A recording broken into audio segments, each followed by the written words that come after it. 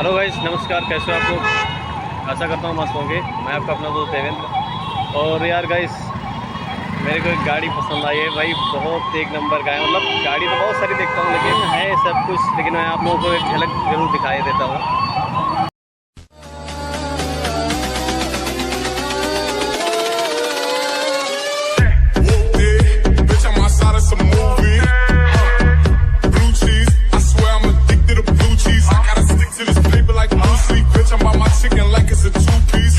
तो finally guys, मैं ये तो नहीं कहता कि मैं ये कार ले ही लूँगा, लेकिन ज़िंदगी में कोशिश ज़रूर रहेगी।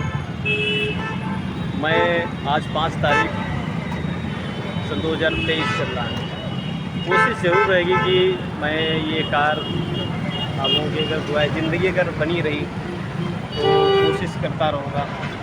बाकी हिम्मत नहीं हारनी चाहिए। आप कुछ भी कर सकते हैं, कुछ भी ले सकते हैं।